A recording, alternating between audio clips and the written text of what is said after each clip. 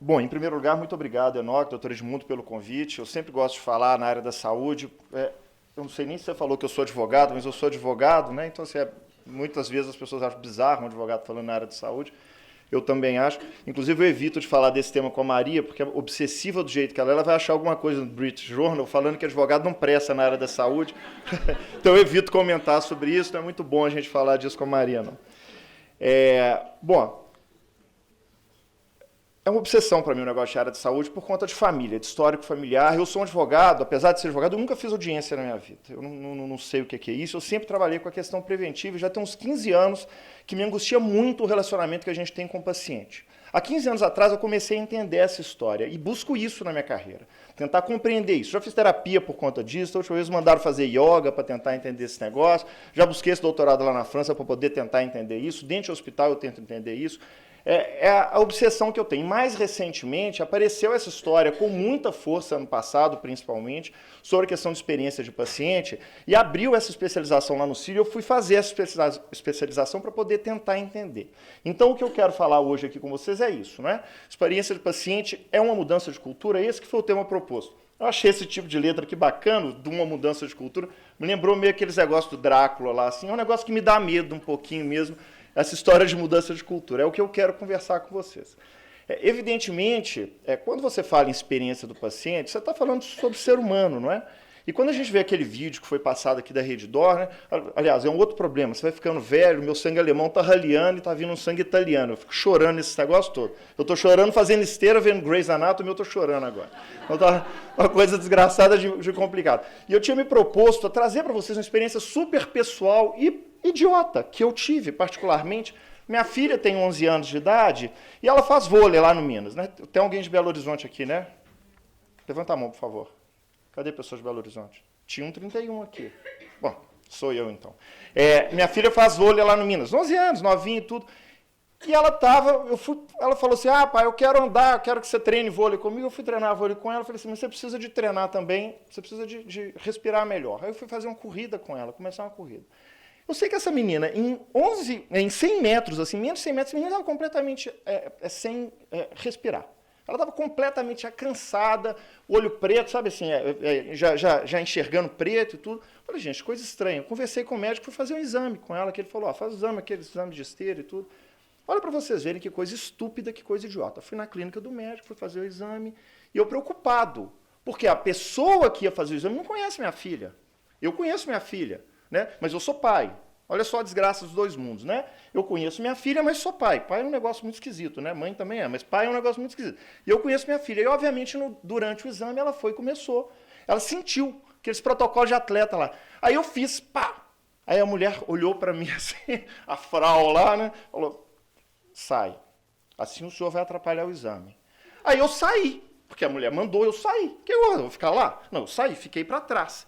E morrendo de medo. E na minha cabeça ficou naquele negócio. Minha filha, ela não conhece minha filha, ela acha que minha filha está de frescura, minha filha efetivamente está sem respirar, essa menina vai ter um negócio aqui qualquer, vai desmaiar. E olha que eu sou um sujeito relativamente calmo. Minha filha já teve. Verdade, verdade. Minha filha já convulsionou no meu braço. Ela já teve.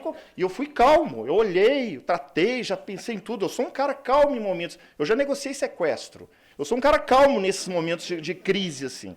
Aquele momento eu fiquei angustiado, quieto no meu canto. O exame foi tudo bem, realmente, minha filha, ela podia ser forçada um pouco a mais, o pai era o estressadinho do momento, morte ao pai, saiu de lá, tudo bem, ela estava cansada, depois recuperou, não tinha nada, na verdade. Eu pergunto para vocês, clinicamente, tecnicamente, correu tudo bem, a mulher fez o papel dela e tal. Foi uma boa experiência para mim? Não foi. Por que não foi? É o que eu quero discutir com vocês hoje. Quando a gente fala de experiência, aqui são algumas referências bibliográficas, todas elas também depois podem ser passadas. Quando se fala de experiência de paciente, a Maria já trouxe um pouco falando do Picker Institute, ela que foi mais ou menos quem primeiro falou sobre experiência de paciente, inclusive falou sobre a questão de cuidador, do cuidar de quem cuida. O Picker fez isso, então ele traz algumas coisas aqui. Eu quero adiantar um pouco a história, eu gosto da definição do Barry Institute. Eu gosto da instituição dele, da definição dele, quando fala que a experiência é a soma de todas as interações, moldada por uma cultura organizacional que influencia percepções do paciente ao longo do contínuo de cuidado, né, da continuidade do cuidado. Eu gosto disso porque ele traz a noção da jornada e traz a noção da percepção ao longo dessa jornada. Mas ele diz que isso não é... Eu tenho que tomar cuidado, porque às vezes eu sou passional e crítico, e vocês não estão na minha cabeça para entender que essa crítica é relativa. Que isso não é um pequeno detalhe ou um dia bom só. Que, na verdade, quando a gente fala de percepção ao longo da continuidade, e quando a gente fala de cultura organizacional, aqui já está a chave da história. Isso precisa de ser efetivamente praticado ao longo de todo o momento, e não só para quem é doente terminal, ou não só para quem é um doente grave, ou um doente crônico dentro de hospital, para qualquer um. E como você pratica esse tipo de coisa para qualquer um? Se você não tiver uma cultura organizacional para isso. E se você não souber o que é uma continuidade de cuidado. Se você não raciocinar com essa cabeça. Então essa para mim que é a questão. E o Bério fez uma coisa super legal. Ano passado eu dei uma opção de palestra, deu um surto de negócio de palestra aqui, me chamaram para dar todas elas. No final eu acho que o povo já está até cansado, e eu também, de ficar falando mais ou menos a mesma coisa. Mas apareceu isso daqui no segundo semestre do ano passado, que foi uma pesquisa que o Bério fez, mundial. Ele entrevistou 2.000 pessoas em 5 países diferentes, só com língua inglesa, mas nos 4 continentes diferentes. Isso, os 4 continentes, 5 países. Ele fez essa pesquisa com 2.000 pacientes e uma linha de corte que menos de 10% trabalhavam na área da saúde. Eles queriam pegar o que eles chamam de consumidor. Eles definem paciente, pessoas que usam o sistema como consumidor. E eles falaram assim, que é uma boa experiência de paciente, mas principalmente essa pergunta central, tem umas 8, 9 perguntas que eles fizeram, é super interessante esse estudo. A principal para mim era essa. Para você, o que significa ter uma boa experiência de paciente? O que significa? Quando você pega a resposta, o mais interessante, eu acho que quebra um paradigma. Porque o mais interessante fala aqui, ser ouvido, uma comunicação clara, de uma forma que eu possa entender, cortesia e respeito. Você ter uma relação de confiança com quem está te cuidando, quem cuida, mostrar que tem habilidade para isso, levar sua dor a sério. Tem várias coisas, mas me interessa isso daqui. Vocês vejam que das 10 primeiras questões, isso aqui tinham mais de 50, das 10 primeiras, 7 tem a ver com pessoas. Não tem a ver com hotelaria. Sorry. Não tem a ver com hotelaria. Não é a qualidade do café, se for o café do George Clooney, que eu adoro. Eu só tomo Nespresso por causa do George Clooney. Tem que tomar, respeitar aquele cara. O cara sujeito bonito aqui, você tem que tomar o café que ele manda. Vai tomar qual café? Tem que ser o café do George Clooney. Não é ter o café do George Clooney lá dentro. Entende? É ter pessoas que se pareçam no trato com o George Clooney. Não fisicamente, porque isso é impossível. Né? Eu fiquei até nervoso aqui. George Clooney me deixa nervoso. Né? É muito interessante. Tem um livro que, eu acho que é o Érico Veríssimo, não lembro quem era. Não lembro, o São Luís Fernandes, não lembro. Ele falou assim, gente, a única vez que eu tive vontade de matar alguém foi quando eu vi o tal de George Clooney. Aquele cara, tem que matar aquele cara para ser bonito daquele jeito. Bom, mas voltando aqui para o nosso assunto, que é mais sério que o George Clooney, o que é que tem aqui? As pessoas falam, eu preciso de pessoas, eu preciso de interação com pessoas. Então, dá para fazer experiência de paciente em SUS? Dá. Óbvio que dá. Senão, o meu projeto aplicativo de fazer isso lá no negócio do Círio é fazer no hospital SUS. Não quero fazer um hospital que tem dinheiro. No Círio está correndo bem, estão caminhando, o Einstein corre bem, em outros lugares correm bem, mas me interessa o trabalho que a Maria faz na SPDM. Aquilo interessa, porque é ali que está, sabe, ali que a gente precisa de treinar pessoas, ali é possível a gente fazer uma boa assistência, ali está a maior parte da população mundial, inclusive, né? Não no SUS, mas em projetos estatais de saúde. Então, o mais interessante é que as pessoas querem ser ouvidas. Então, se eu for pensar, qual que é a expectativa de usuário? O usuário quer autonomia. Aí entra no meu mundo. Quando a gente fala de direito de paciente, o que o usuário quer? O usuário quer autonomia. E por que ele quer autonomia? Porque é isso que diferencia uma pessoa, o que diferencia um ser humano de um poste. Isso não tem viés político nenhum na hora de eu falar isso. Na hora, o que diferencia o ser humano de um poste é a autonomia que a pessoa tem de decidir a própria vida. Então, quando a gente tira a autonomia da pessoa, a gente está tirando a dignidade da pessoa. É assim que o direito encara. Se eu tiro a autonomia, eu retiro a dignidade. Aquela pessoa perde a sua dignidade, que é o princípio mais importante que nós temos no Brasil. É o princípio da dignidade humana. É você ter respeitado os seus valores, as suas crenças, as suas opções, as suas opiniões, é você ser tratado com esse devido respeito. Então, se eu tiro a autonomia da pessoa, se eu tiro o poder dela de decidir, Ronaldo, ela decide o tempo inteiro. Ah, é? Decide o tempo inteiro? Eu chego, estou com uma dor qualquer, chego na frente de um médico, em qualquer lugar do Brasil, e provavelmente do mundo, e é do mundo, há pouco tempo eu vi uma coisa sobre a Austrália, era a mesma coisa, e eu tenho uma doença que está em estágio de terminalidade. O médico vai, fala, floreia um pouquinho, não, tem alguma coisa ali e tal. Assim que eu olho para o lado, ele dá uma piscadinha assim para minha família e manda ir para o lado, para a sala ao lado, e conta primeiro para minha mulher e para minha mãe que eu estou em estado terminal, antes de falar comigo. Neste momento eu perdi minha dignidade. Porque eu perdi meu poder de autodeterminação. Significa que o médico tem que falar, perdeu o Playboy? Não, ele não tem que falar, a gente tem que saber comunicar, não é? Saber comunicar é outra história. Mas neste momento eu perdi. Isso acontece o tempo inteiro. Eu estou com um colega, amigo, médico, internado, foi descoberto com leucemia, internado numa instituição que ele dirige, que ele é um dos dirigentes dessa instituição, e lá ele foi internado, sabe quais são as repercussões do negócio, está com boa chance de cura, felizmente. Ele teve um choque séptico.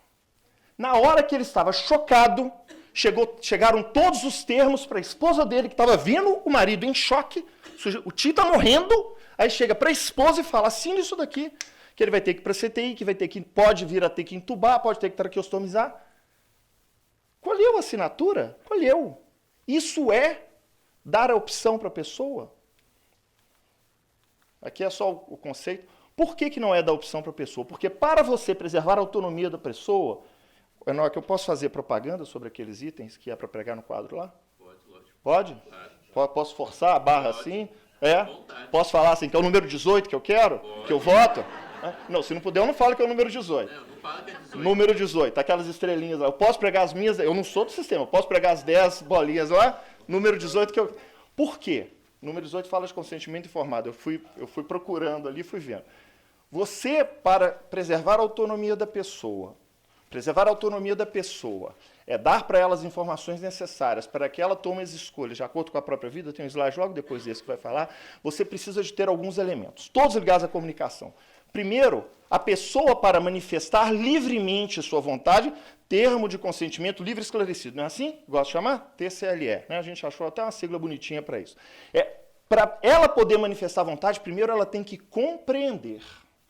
O que é compreender? Nós temos que ter...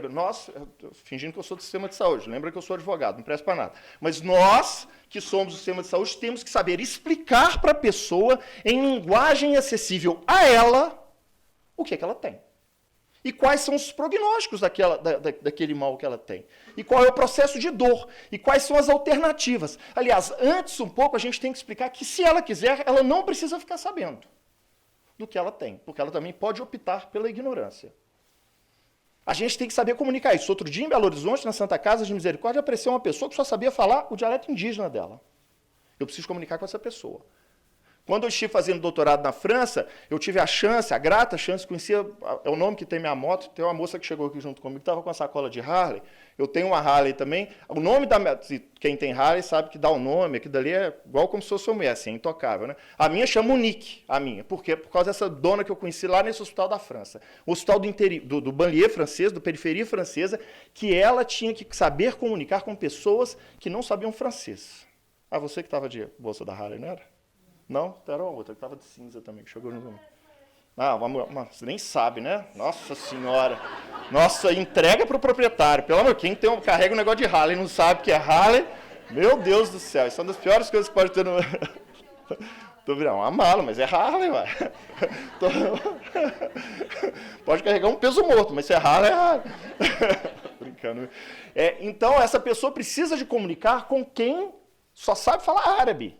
Comunica com mímica, não sei, mas tem que saber comunicar. Então, a pessoa só pode manifestar se ela compreender bem o que está acontecendo com ela. E é só assim aí ela pode efetivamente manifestar a sua intenção. E isso tudo tem que ser feito, isso tudo tem que ser feito sem nós influenciarmos a pessoa, porque tem formas de influenciar, várias formas de influenciar a pessoa. Inclusive, uma delas é falando no dialeto médico, como eu tenho meu dialeto de direito, que eu posso influenciar pessoas a me pagarem mais, porque eu uso palavras difíceis para poder arrancar da pessoa um dinheiro maior. Isso é simples de fazer. Vocês têm um dialeto de vocês, nós temos um dialeto, provavelmente outras profissões também falam difícil para poder afastar a pessoa. Eu gosto disso daqui, isso daqui veio de uma revisão bibliográfica que o governo francês fez sobre decisão médica compartilhada. Eu gosto desse diagramazinho, obviamente eu não traduzi porque eu nunca vou conseguir fazer um negócio bonito. Por sinal, seus slides melhoraram absurdamente, hein, Maria? Que coisa linda que você fez nos slides lá, né? Depois você me passa o contato de quem fez para você, né? Porque, pelo amor de Deus, coisa linda. Aqui, o que você vê aqui na decisão médica compartilhada? Paciente e médico e profissional, eles dão as informações acessíveis a ele. O paciente vai falar dele mesmo. Olha, o que eu sou, o que eu sinto, o que eu penso, o que eu acredito, o que eu gosto, o que eu anseio, o que eu tenho medo, de quem eu não gosto. Eu vou falar isso tudo. O médico vai falar o quê? As evidências científicas. Então, há um encontro e uma mistura de informação. Gente, processo dialógico. Esse número 18 aí, que vocês esperam que todos votem, espero que tenha unanimidade, votem 120, mesmo os ausentes votem por procuração, esse número 18 aí, que é o termo de consentimento livre, ele é fruto de um processo de diálogo. A gente dentro de hospital não dialoga com o paciente. Na hora da gente assinar um contrato de casamento, a gente dialoga com o nosso marido, mulher, e agora todas as variações possíveis nesse universo de casamento. Você dialoga com este outro ser humano. Dentro do hospital, não. Por quê? Porque você só dá o sim se houver diálogo. Então, aqui, você compartilha informações, comunicações e delibera em conjunto algo que seja mutuamente decidido. Não é o médico decidir, não é o paciente decidir. Obviamente que a gente tem essas modalidades, elas são possíveis, mas a gente decide logo depois que a gente coloca em curso a decisão que a gente tomou. Isso é uma decisão médica compartilhada. Esse artigo aqui, mandado pela Maria, querem artigo, peça para a Maria, que a Maria tem artigo sobre tudo, inclusive aquele do advogado que não serve para nada. Isso aqui tem uma revisão sistemática, esses autores aqui fizeram uma revisão sistemática de artigos falando sobre a experiência do paciente. Isso efetivamente é um dos pilares da qualidade no sistema, junto com a efetividade clínica e junto com a segurança de paciente. E ela fala que, e os autores falam que não conseguem provar isso, não obstante, não conseguem provar isso ainda, não obstante, há evidências de que a experiência contribui muito, você ouvir o paciente contribui muito para um bom processo de qualidade dentro do sistema. Então, eles incentivam fortemente com que a gente faça isso, com que a gente ouça os pacientes. Aliás, outro dia eu estava numa instituição e eles tinham como um dos indicadores a diminuição do número de manifestações de paciente, a diminuição do número de reclamações. E eu acho que deveria ser o contrário. Toda ouvidoria, saca, ou qualquer variação que tiver, que o nome que queira dar, devia ter como indicador um aumento do número de reclamações. Porque quando a pessoa reclama, eu consigo melhorar. Quando ela faz um falso elogio, eu não melhoro em nada. Então, eu devia incentivar. Então, eles falam que a participação do paciente, a gente está falando de experiência do paciente, contribui para esse processo. E o que falam as certificações? Eu não vou dar aula para vocês, porque vocês já são todos certificados aqui, até 2022 vai ser todo mundo certificado. Mas quando você pega os fundamentos lá do negócio de Joana, ele fala claramente de uma centralidade do paciente. Fala claramente. Inclusive, decisão compartilhada, eles falam. Falo, está lá no manual. Se você pega Joint Commission, não sei se tem alguém da ONU aqui, se tiver, desculpa, não precisa ser, né? Não joga nada em mim, não. Mas se pega o negócio da Joint Commission, nesse capítulo de direitos de pacientes e familiares, eles falam que tem que falar sobre direitos de pacientes, desenvolver os pacientes nessa história do próprio direito. Eu não conheço nenhuma instituição que tenha discutido com o paciente os direitos deles. Aliás, se tem uma questão que se fala, que é literacia, tem outro nome que fala alfabeto, sei lá das contas, porque não inventaram uma tradução, ou seja, o paciente é ignorante em termos técnicos de saúde, a gente precisa de explicar, precisa de educá-lo com relação a isso. Com relação a direitos de pacientes é a mesma coisa, porque eu deveria educar meu paciente dizendo que ele tem direito à autonomia, explicar o que é autonomia, explicar o que é uma decisão médica compartilhada, achar ferramentas, como a Universidade de Ottawa já está fazendo, para que tenha uma boa decisão médica compartilhada, e aí perguntar para ele se nós estamos executando isso bem. Porque assim a gente está preservando a autonomia. A gente fingir que o paciente, a gente assumir que o paciente sabe o que é autonomia e que ele vai chegar na frente do médico, todo empoderado, todo protagonista do seu próprio cuidado, vai falar assim, doutor Enoque, o senhor que me conte tudo porque eu quero ter uma decisão médica compartilhada, isso é brincar, isso é fake. Isso é brincar que a gente está falando de autonomia. A gente precisa de explicar para o paciente isso. A gente precisa de dizer para o paciente o que é autonomia, o que é consentimento, o que é dignidade, por que tem que ter prontuário médico, qual que é a importância de se ter um prontuário médico, o que é sigilo, o que é privacidade. E, a partir daí, a gente precisa de começar a medir de forma qualitativa para ver se a gente está entregando este valor. Aí, preservando os direitos do paciente, nós estamos falando efetivamente de qualidade. Eu tenho mais 4 minutos e 57 segundos. Eu anotei aqui, porque senão eu ia falar 5 horas e não ia lembrar. Estou nos slides finais.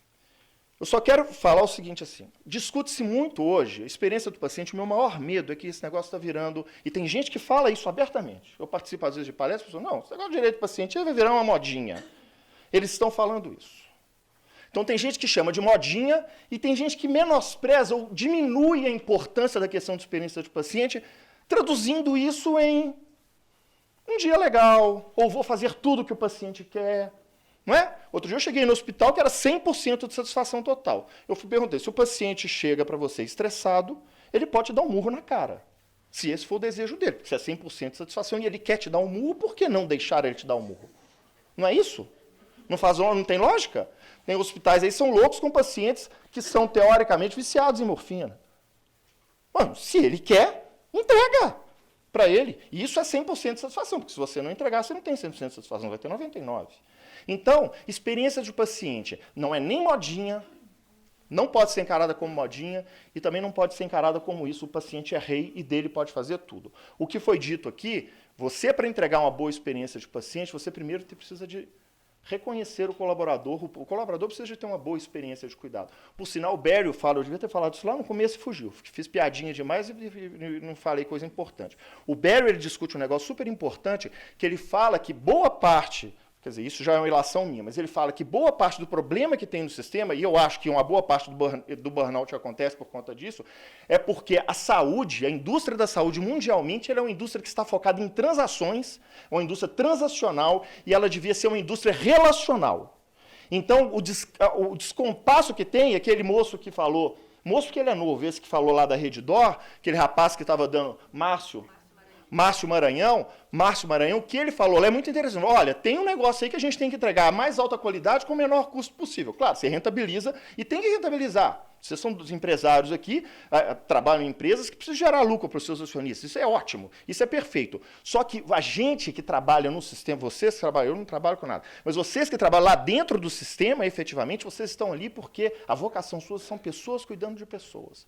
E é muito interessante ver, e outro dia eu fiz uma experiência com isso, que eu fui dar uma aula, me deram 18 horas para uma aula que eu devia falar em 2 horas. Eu não gosto de aula por conta disso, é muito tempo para... eu tinha que dar 2 horas de aula. Eu falei, o que eu vou fazer? E eu fiz uma experiência com as pessoas, obviamente acordadas por elas. Eu comecei a falar de propósito. Propósito, qual é o seu propósito? E aí, o advogado sabe perguntar, né? E eu sou treinado para perguntar. E eu fui perguntando, sem brincadeira. Da turma lá, eu fiz metade chorar. Quando a pessoa fala que o propósito dela é cuidar de pessoas, eu pergunto para ela, e como você é cuidada? Como você se sente cuidada? Quando você se sente cuidada? No dia que eu chego estressado em casa, meu pai vai e me serve um café. Óbvio que vai chorar. Porque ela está vendo a distância entre o propósito de vida dela e o que ela faz no dia a dia. Porque ela está discutindo transação. Eu não sei se a estatística é verdadeira ou não, mas uma enfermeira, em 8 horas de trabalho, 6 horas fica na frente do computador. Meu Deus, ela não fez um trabalho, ela não fez faculdade para ser técnica de computador, para ser digitadora, para ser secretária, para ser back-office. Ela fez para cuidar de gente.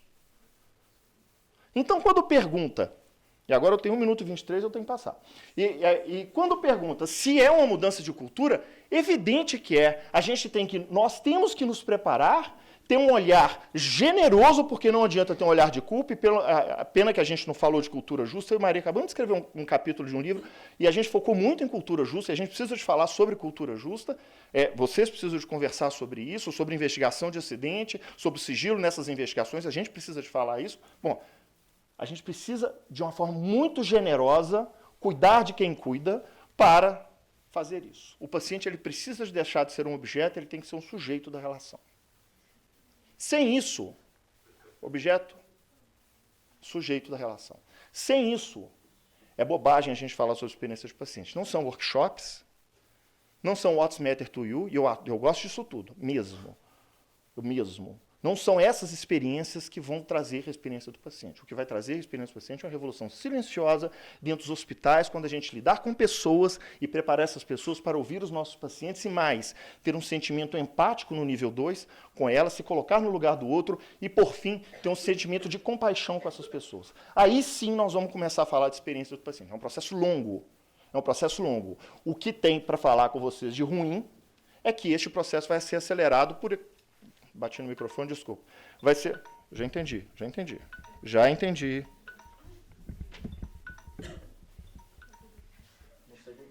Ele vai explodir, viu? Eu falei que ele não entendeu, não me entendeu. Esse processo, ele vai ser acelerado porque os pacientes estão se apropriando das informações. Aí Maria falou isso, né? Esse desnível de informação, ele vai e está caindo abruptamente. E as fontes pagadoras já estão falando de pagamento por valor agregado. E, obviamente, algumas pessoas vão começar a perguntar assim, valor agregado para quem? Eu, outro dia, dei uma palestra e falei, se não for agregado para o paciente, então, isso vai chegar. Isso vai chegar. Nós temos pouco tempo e a gente precisa colocar o paciente como sujeito. A gente precisa disso. E aqui não tem nada a ver com ser oftalmologia, porque eu uso isso aqui em todos os slides meus. É olhar com o olhar do outro. A gente precisa de fazer isso. Começar a olhar a assistência pelo olhar do outro. Eu estava dando uma palestra com a menina mesmo, eu achei que a menina não tivesse condição de falar, de tão novinha que ela era. A Maria estava comigo lá em Uberlândia. Era mãe de Deus ou era aquela menina da CTI, do TI aberta lá. Eu achei que a menina não fosse conseguir falar. A menina deu um show. Na hora que ela abriu a boca, saiu um vulcão lá de dentro. Né? Você lembra? Saiu um alien lá de dentro. E ela deu um exemplo super legal. Olha que coisa, eu já estou encerrando. Ela deu um exemplo super legal. Ela falou assim, olha, outro dia eu tive uma crise lá na minha UTI, porque o camarada chegou pedindo informações sobre um parente dele que estava lá dentro, e a nossa enfermeira disse, olha, daqui a 5 minutos eu te dou a informação. E o cara deu um piti, bateu, agrediu, matou todo mundo com metralhadora, aquele negócio, aquela desgraceira toda que aconteceu lá. Foi um piti desgraçado. E a moça que deu isso falou assim, gente, eu não consigo entender. Eu falei que 5 minutos eu dava informação. Aí, olha que interessante que ela falou, eu concordo com você. Agora, vamos entrar na perspectiva dele? Ele está na casa dele, sai a esposa dele para trabalhar, daqui a 1 hora ele recebe uma ligação falando, olha, sua esposa que saiu para trabalhar foi atropelada, está no UTI.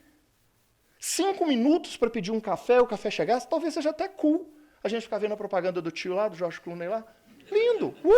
George Clooney. Agora, para isso, para eu ser surpreendido com a informação de que minha esposa foi atravessar uma rua, foi atropelada e está dentro do CTI, 5 minutos é tempo demais. Concordam comigo? Depende da perspectiva com a qual a gente vê. Olhar com o olhar do outro. Por quê? Eu apaguei o negócio, não devia. Porque sem isso daqui, gente, o sistema não caminha. Isso também é um presente de todos os lados meu. Eu acho esse cara aqui lá do Rio espetacular. Sem isso daqui, o sistema não caminha. Não tem condição de caminhar. Okay? Era isso que eu tinha para falar. Desculpa que eu estourei 1 minuto e meio meu tempo.